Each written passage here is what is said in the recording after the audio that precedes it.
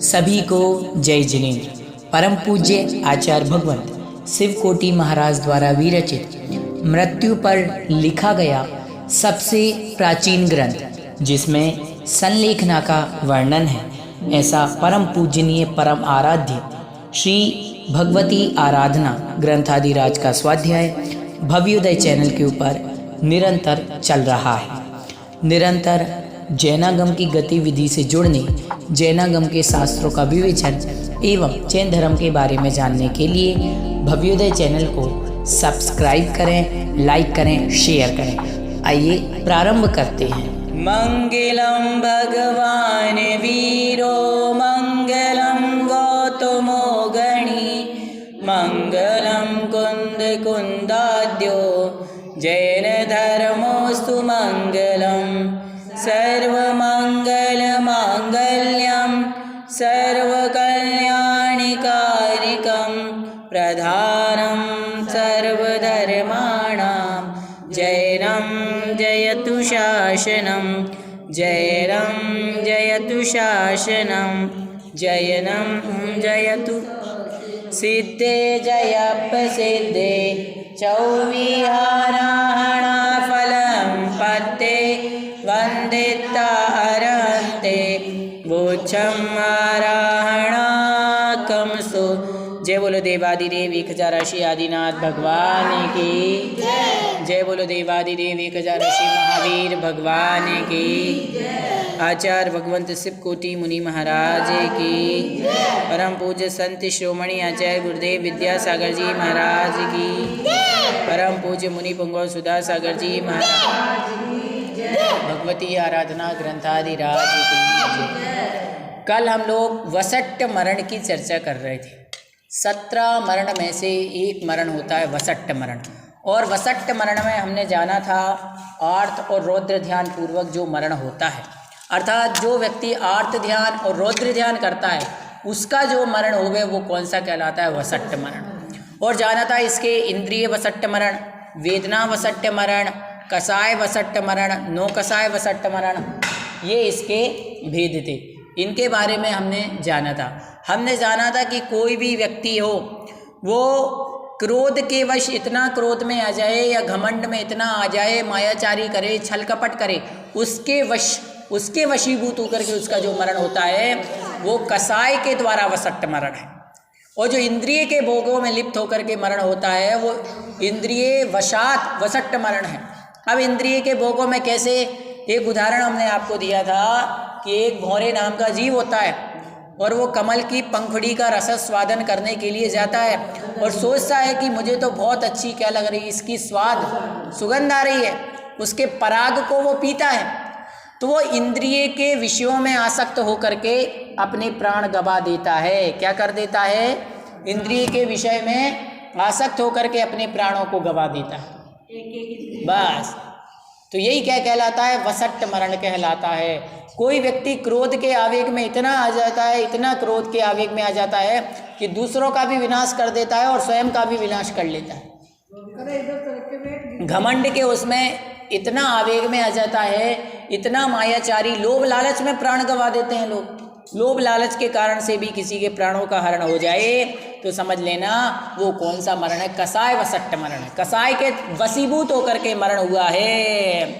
No कसाय, हास्य, रति, शोक, भय, जुगुप्सा, ऐसी ये 9 कसाय के वशीभूत होकर के जो मरण होता है वह कौन सा मरण कहलाता है, नो कसाय वसात वसट्ट मरण। तो ऐसे वसट्ट मरण की हम लोगों ने चर्चा की थी और ये जाना था कि भगवान कभी भी वसट्ट मरण ना हुए। कितने समय से करते आ रहे हैं वसट्ट मरण, विचार करो। जो देवता लोगों को इतनी अच्छी देवों की पर्याय मिली कि तुम जाकर के धर्म ध्यान करो, नंदीश्वर आदि जिनालयों में जाओ, अंत समय में कैसे मरण करते हैं। मंदार माला मुरझा जाती है और माता के गर्भ को अवधि ज्ञान से देख करके विलाप करते हैं, रोते हैं, दुख मनाते हैं, उससे उनका मरण होता है। कौन क्यों हो रहा है मरण, क्योंकि उनको लोभ था, लालच था, मन में उद्विग्न करते हैं, राग द्वेष करते हैं, उसके द्वारा जो मरण होता है वह वसट्ट मरण कहलाता है। अब कह रहे हैं विप्पणास और गिद्धपुट्ठ, ये नाम के 2 मरण हैं। अब इन 2 मरणों का जिनका निषेध भी नहीं है और अनुज्ञा भी नहीं है। दुर्भिक्ष में, भयानक जंगल में, पूर्व शत्रु का भय होने पर या दुष्ट राजा का भय होने पर, चोर का भय होने पर, त्रियंचकृत उपसर्ग होने पर, जिसे अकेले सहन करना अशक्य है, या ब्रह्मचर्य का विनाश आदि दूषण चारित्र में होने से, संसार से विरक्त या पाप से डरने वाले साधुओं का कर्मोदय में उपस्थित जानकर उसे सहने में असमर्थ होने से, उससे निकलने का उपाय न होने पर पाप कर्म करने से डरता हुआ, साथ ही विराधना पूर्वक मरण से डरता हुआ विचारता है। इस काल में इस प्रकार के कारण उपस्थित होने से कुल उसका विनाश होने से कैसे कुशल रह सकती है। यदि उपसर्ग के भय से डरकर संयम से भ्रष्ट होता हूँ तो संयम से भी भ्रष्ट और दर्शन से भी भ्रष्ट हो जाऊंगा और बिना संक्लेश और वेदना को सहन नहीं कर सकता। तब मैं रत्नत्रय के आराधना से डिग जाऊंगा। ऐसी निश्चित मति करके सम्यक और चारित्र में विशुद्ध, धैर्यशाली, ज्ञान में सहायता लेने वाले साधु किसी निदान के बिना अरिहंत के पास में आलोचना प्रायश्चित लेकर शुभ लेशा पूर्वक स्वाच्छोस्वास का निरोध करता है, वह विप्रणाश मरण कहलाता है। और शस्त्र ग्रहण होने से मरण को गिद्धपुट्ठ मरण कहते हैं। मरण के भेदों का यह प्रदर्शन सर्वत्र कर्तव्य रूप से किया जाता है, किंतु प्रायोपगमन मरण, इंगिनी मरण और भक्त प्रत्याख्यान, ये 3 मरण ही उत्तम हैं। पूर्व पुरुष ने इनका पालन किया। इस प्रकार से संक्षेप से पूर्व आगम के अनुसार सत्य मरण का यहाँ पर व्याख्यान किया गया। एक बार और समझते हैं कि विप्रणाश और गिद्धपुट्ट नाम के मरण कौन से। तो कह रहे आचार्य भगवंत ने जिनका निषेध भी नहीं किया है और अनुज्ञा भी नहीं की है, जैसे दुर्भिक्ष आदि हो रहा है, भयानक जंगल है, पूर्व शत्रु का भय है, कोई राजा का भय है, चोर, तिर्यंच, उपसर्ग, जहाँ पर ऐसे उपसर्ग को अकेले सहन करना अशक्य अर्थात असमर्थ है, उस उपसर्ग को सहन करना असमर्थ है, या ब्रह्मचर्य के विनाश आदि दूषण चारित्र में होने पर संसार से विरक्त और पाप से डरने वाला साधु कर्मों का उदय उपस्थित जानकर उसे सहने में असमर्थ होने से, निकलने का उपाय न होने पर पाप कर्म से डरता हुआ, साथ ही विराधना पूर्वक मरण से डरता हुआ विचारता है कि इस काल में इस प्रकार के कारण उपस्थित होने से कैसे कुशल रह सकती है। यदि उपसर्ग के भय से डरकर संयम से भ्रष्ट होता हूँ तो संयम से भ्रष्ट और दर्शन से भी भ्रष्ट हो जाऊँगा और बिना संक्लेश के वेदना को सहन नहीं कर सकता। तब मैं रत्नत्रय की आराधना से डिग जाऊँगा।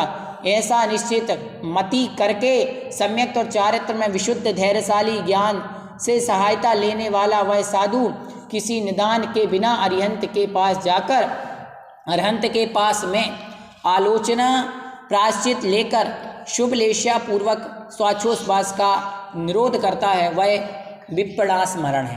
क्या कह रहा है, कोई साधु ऐसा है जिसे मालूम है कि मैं जंगल में, वन में जाऊंगा तो वहाँ पर शेर आदि जानवरों का भय है और उसको सहन करना असमर्थ है। उसको सहन करने में वह साधु क्या है, असमर्थ है, और वह सोचता है कि मैं ब्रह्मचर्य आदि के विनाश का दूषण लगना संभव है, कहीं ब्रह्मचर्य का, चारित्र का घात ना हो जाए मेरे, इसलिए वह पाप से डरने वाला साधु कर्मों का उदय जान करके उसको सहन करने में असमर्थ होने से, उसे निकालने के उपाय न होने पर पाप कर्म से डरता हुआ वह इस विराधना पूर्वक मरण से डरता है। वह सोचता है भगवान मेरा कहीं इस विराधना पूर्वक मरण ना हो जाए।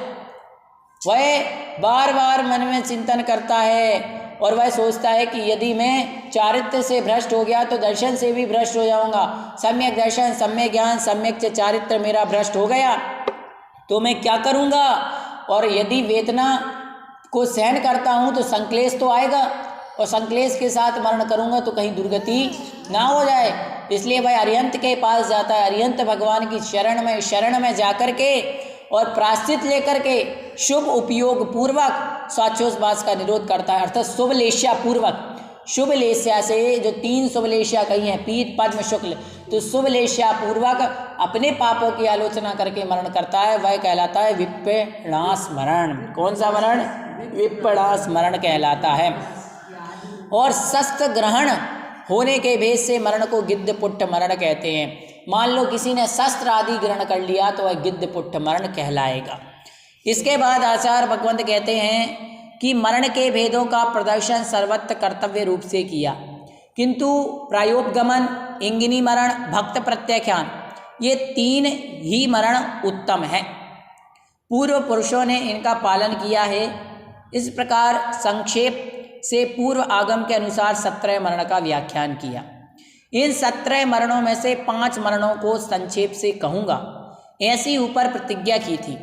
वे मरण कौन कौन से हैं, ऐसी संख्या के लिए आगे गाथा कहेंगे। एक बार आपको और बता दें, 17 मरण के नाम सुन लें। सबसे पहले आचार्य भगवंत ने बतलाया था अवीची मरण, तद्भव मरण, अवधि मरण है। उसके बाद बताया था आदि अंत मरण, बाल मरण, पंडित मरण, आसन्न मरण, बाल पंडित मरण, ससल्ल मरण, वलाय मरण, वसट्ट मरण, विप्पणास मरण, गिद्धपुट्ट मरण, भक्त प्रत्याख्यान मरण, प्रायोपगमन मरण और इंगिनी मरण। ये आचार्य भगवंत ने हमारे लिए बहुत ही विस्तार पूर्वक बताए थे।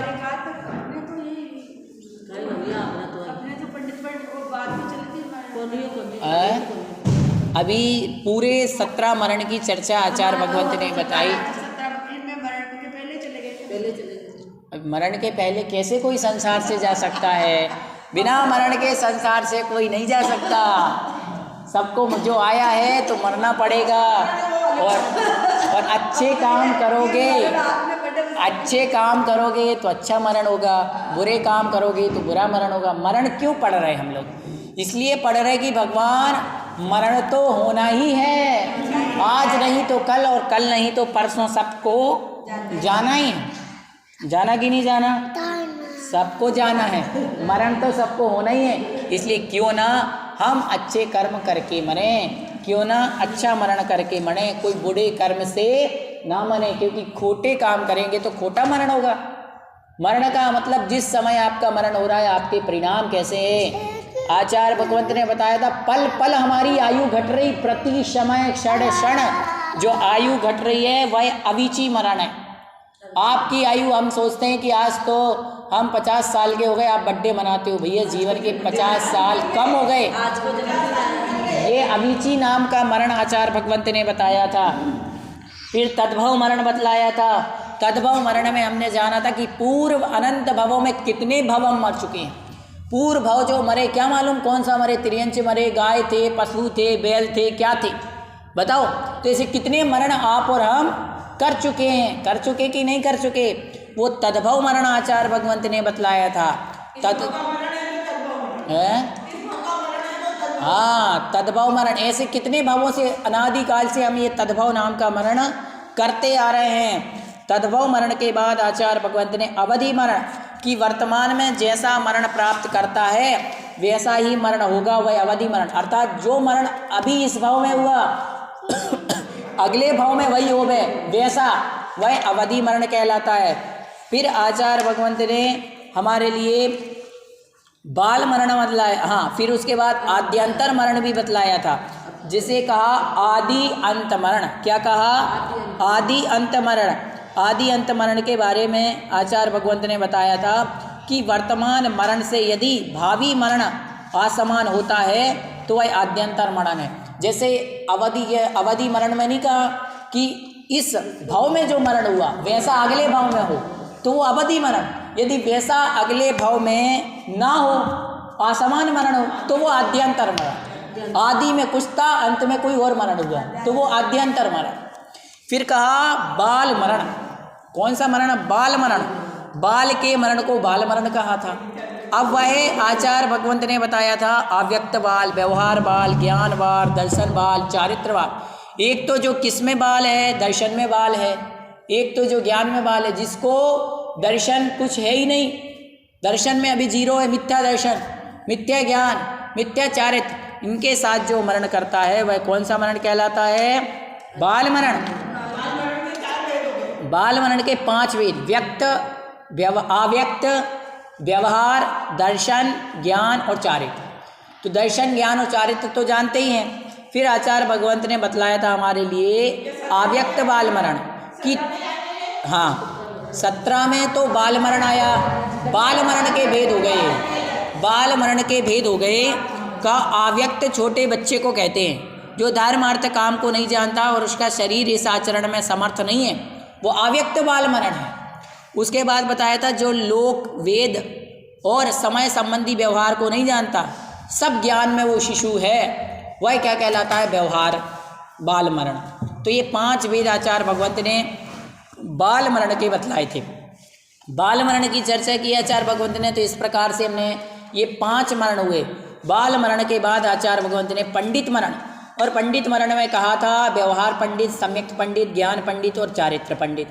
कहा जो लोक, व्यवहार और वेद आदि में निपुण है वह व्यवहार पंडित है ना। उसके बाद जो औपसमिक, शायिक समिक या क्षायिक सम्यक्त्व है जिसे, उसका दर्शन पंडित मरण, जिसे ज्ञान है ज्ञान पंडित मरण। और जो 5 प्रकार के चारित्र में से किसी एक चारित्र का पालन करता है वो कौन सा? चारित्र पंडित मरण। समझ गए? अभी आएगा, अभी आएगा ये चर्चा। फिर उसके बाद आचार्य भगवान ने ओषण्य मरण बताया था कि ओषण्य मरण क्या है?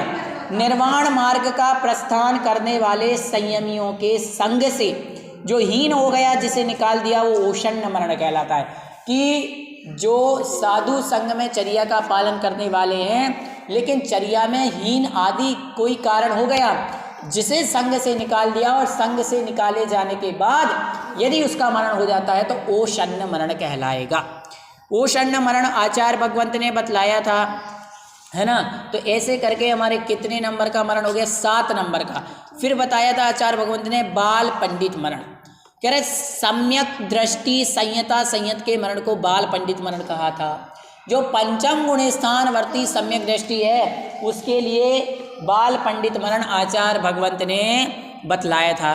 फिर उसके बाद आचार्य भगवंत ने सशल्य मरण, जिनका शल्य के साथ मरण होता है। कौन कौन सी शल्य होती है? माया, मिथ्या, निदान, ये शल्य कहती है। और शल्य के साथ जो जीव मरण करता है वह सशल्य मरण कहलाता है।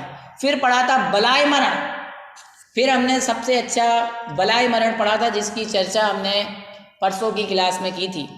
और उसमें हमने जाना था कि जो विनय, वैयावृत्ति आदि में आदर भाव नहीं रखता, धर्म में आलसी है, प्रमादी है, व्रत समितियों में अपनी शक्ति को छिपाता है और उपयोग ना लगने पर ध्यान, नमस्कार आदि से दूर भागता है, जिसको धर्म बलाय लगती है उसका बलाय मरण। धर्म से जिसको नाता ही नहीं है, धर्म में जिसका खाता ही नहीं है, फिर उसका क्या होगा?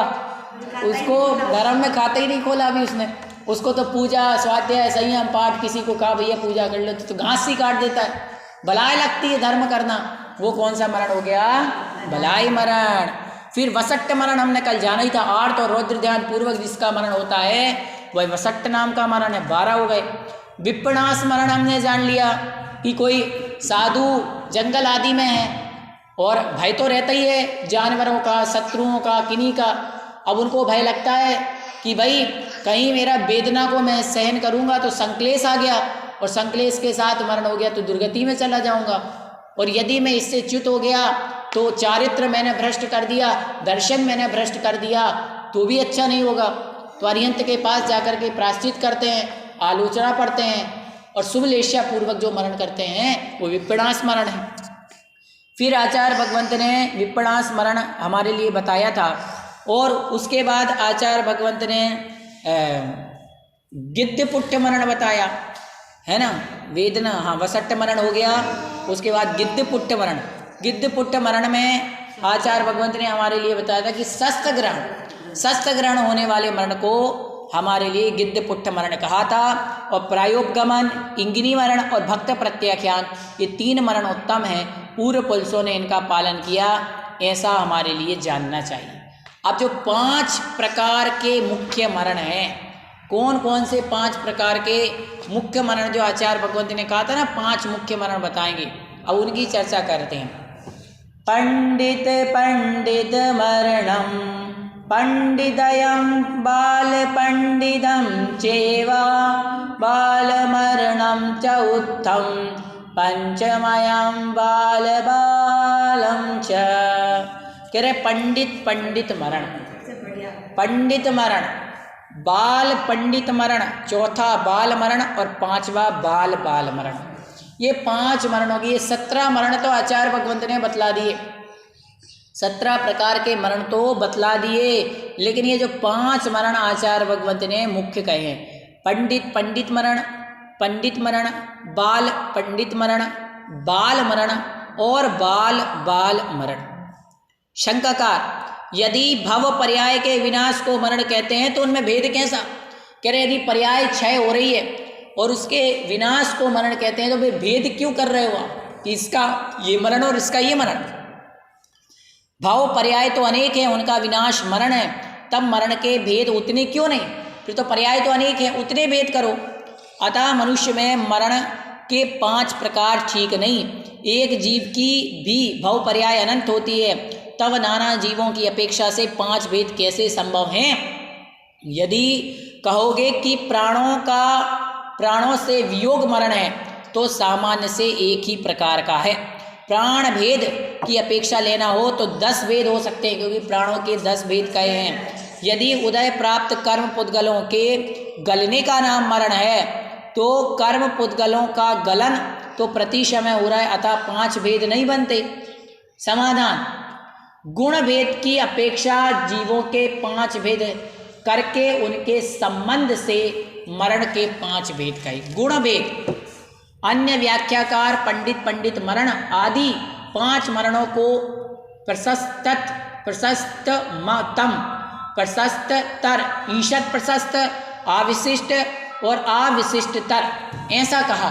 किन्हीं ग्रंथों में 5 प्रकार के मरणों के लिए क्या आया? प्रशस्ततम, प्रशस्ततर, ईषद प्रशस्त, अविशिष्ट, अति विशिष्टतर।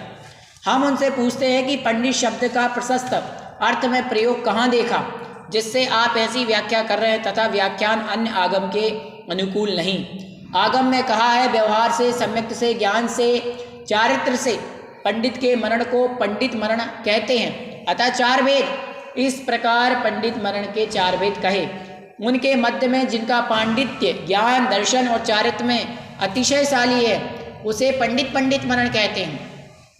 उनके पांडित्य के प्रकर्ष से रहित जिसका पांडित है उसे पंडित कहते हैं। पूर्व में व्याख्यान और बाल में पंडित जिसमें होते हैं वह बाल पंडित मरण है, उसका मरण बाल पंडित मरण है। और जिसमें चारों प्रकार के पांडित्य में से एक भी पांडित्य नहीं है वह बाल, और जो सबसे हीन है वह बाल बाल मरण है। वे पंडित पंडित कौन हैं जिनका मरण पंडित पंडित कहा जाता है? ऐसी शंका होने पर आचार्य भगवंत कहते हैं व्यवहारे सम्मते। देखो क्या कहा था, एक बार और समझ लो आप इस गाथा को। व्यवहारे सम्मते नाणे चरणे या पंडितस्यतः पंडित मरणं भणिदं चदुविधं तद्भवन्ति ही। देखो एक बात अपन को याद रखना है कि व्यवहार में, सम्यक्त में, ज्ञान में, चारित्र में पंडित के मरण को पंडित मरण कहते हैं। जो किस में पंडित है? पंडित मतलब प्रवीण है, व्यवहार में प्रवीण है और दर्शन में प्रवीण है, ज्ञान में प्रवीण है और चारित्र में जो प्रवीण होता है। अब मैंने बताया था जो लोक, वेद और समय के व्यवहार में निपुण होता है उसे व्यवहार पंडित कहते हैं। जो लोक में, वेद में, व्यवहार में निपुण है वो क्या कहलाता है? व्यवहार पंडित। जो सम्यक दर्शन में निपुण है वो क्या कहलाता है? सम्यक पंडित। और जो ज्ञान में, किसमें? सम्यक ज्ञान में निपुण है वो क्या कहलाता है? ज्ञान पंडित। और जो चारित्र में निपुण है, चारित्र में वह क्या कहलाता है? चारित्र पंडित कहलाता है। तो जो इनमें निपुण है वह पंडित है और उसके मरण को क्या कहते हैं? पंडित मरण। समझ गए? तो कितनी चीजें? व्यवहार पंडित, ज्ञान पंडित, चारित्र पंडित, दर्शन पंडित। अब आगे आचार्य भगवंत ने बताया कि इसके 4 भेद हैं। इस प्रकार से पंडित के 4 भेद कहे। उनके मध्य में जिसका पांडित्य ज्ञान दर्शन चारित्र में अतिशयशाली है, अर्थात जो ज्ञान दर्शन और चारित्र में जिनका पांडित्यपना कैसा है, अतिशय वाला ही है, वो पंडित मरण है, वो पंडित हैं। और पंडित के मरण को पंडित मरण कहते हैं। उसके बाद जिनके पांडित्य के प्रकर्ष से रहित, जिनका पांडित्य है अर्थात पांडित्य के प्रकर्ष मतलब एकदम चरम सीमा वाला नहीं है, उसके प्रकर्ष से जो रहित है वह पांडित्य जो होता है वह पंडित कहलाता है। पूर्व में व्याख्यात बालपन और पंडित जिसमें साथ है वह बाल पंडित है। पंडित तो है लेकिन अभी पंडित में कैसे हैं, बाल हैं, दर्शन में बाल हैं, ज्ञान में बाल हैं।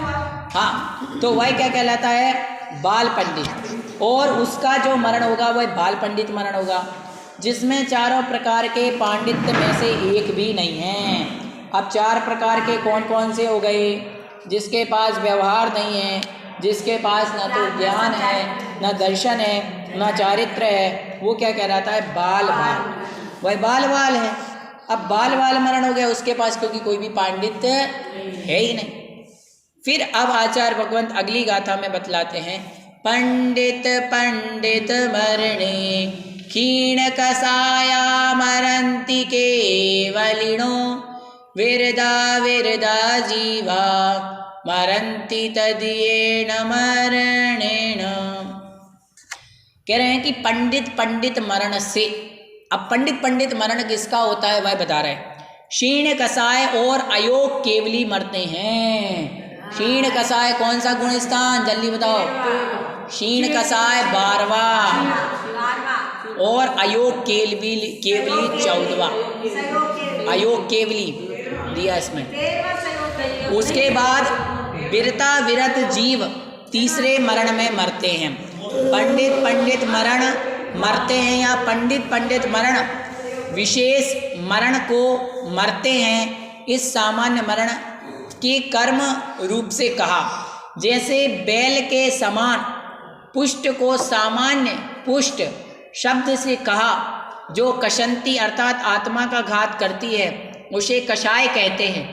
कषाय शब्द से वनस्पतियों के छाल, पात्र, जड़, फल आदि को कहा जाता है। वह रस जैसे वस्त्रादि के रंग को बदल देता है। इसी प्रकार से जीव के क्षमा, मार्दव, आर्जव, संतोष गुण को नष्ट कर अन्यथा कर देते हैं। इसलिए क्रोध, मान, माया, लोभ कषाय है। और कसाय जिनकी क्षीण हो गई हैं वे क्षीण कसाय होते हैं। कसाय वेदनी नामक द्रव्य कर्मों का विनाश होने से जिनका निमित्त पाकर होने वाली भाव कषाय जिनकी नष्ट हो गई है वे क्षीण कसाय कहलाते हैं। केवल अर्थात असहाय ज्ञान जो इंद्रिय, मन, प्रकाश आदि की अपेक्षा न करके एक साथ समस्त द्रव्य गुण पर्याय को जानने में समर्थ है, वह केवल ज्ञान है। और वह जिनके हैं वे केवली होते हैं। यद्यपि केवली शब्द केवल ज्ञान रूप वस्तु सामान्य में प्रवृत्त नहीं होता, तथापि संयोग केवली का मरण असंभव होने से अयोग केवली का ग्रहण होता है। दूसरे व्याख्याकार क्षीण कसाय और शुद्ध केवली ऐसा व्याख्यान करते हैं कि उनका वह व्याख्यान ठीक नहीं है। शुद्ध शब्द के बिना केवली शब्द का प्रयोग किसी भी आगम में समस्त शुद्धधारियों के लिए नहीं देखा गया। यदि शब्द का प्रसिद्ध अर्थ असंभव ही हो तो किसी तरह अन्य अर्थ क्रिया किया जा सकता है। जब संभव अर्थ प्रतीति सिद्ध है तो उसे कैसे छोड़ा जा सकता है। दूसरे पांडित्य का प्रकर्ष यहाँ पर क्षायिक ज्ञान, क्षायिक दर्शन और क्षायिक चारित्र की अपेक्षा से लिया गया है, वह शुद्ध केवली में नहीं है। जो स्थूल हिंसा आदि से निवृत्त होने से विरत और सूक्ष्म हिंसा आदि से अनिवृत्ति होने से अविरत होते हैं, वे जीव विरत हैं। यदि वे विरत हैं तो अविरत कैसे, और अविरत हैं तो विरत कैसे। इस प्रकार के विरोध की आशंका नहीं करनी चाहिए। अपेक्षा भेद से विरतपने और अविरतपने में विरोध को कोई स्थान नहीं है। जैसे एक द्रव्य एक ही समय में द्रव्य के रूप की अपेक्षा नित्यपना और पर्याय रूप की अपेक्षा अनित्यपना में कोई विरोध नहीं आता, अथवा अप्रत्याख्यानावरण कषायों का क्षयोपम होने पर स्थूल हिंसा आदि से मैं विरत हूँ, किंतु सूक्ष्म हिंसा आदि से विरत नहीं हूँ। इस प्रकार एक ही परिणाम होता है, उनमें तो विरोध होता है जो एक आधार में न रहकर अनेक आधारों में रहते हैं, जैसे शीत स्पर्श और उष्ण स्पर्श आदि में विरोध है। द्रव्य प्राण और भाव प्राणों को धारण करने वाले से जीव कहे जाते हैं। विरत और अविरत जीव तीसरे मरण करते हैं। अब शंकाकार ने यहाँ पर शंका की कि तृतीय से यदि वस्तु के परिणामों की वृत्ति का क्रम से लेते हैं तो गणना करने पर 2 पना या 3 पना प्राप्त होता है। गुण स्थान की अपेक्षा सम्यक मिथ्या दृष्टि गुण स्थान तीसरा है, संयता संयत नहीं। तब कैसे तीसरा कहते हैं? तथा सामान्य की अपेक्षा मरण तो एक ही है, तीसरा पना कैसे? विशेष की अपेक्षा अतीत मरण अनंत है और भावी मरण उसमें भी अधिक संभव है।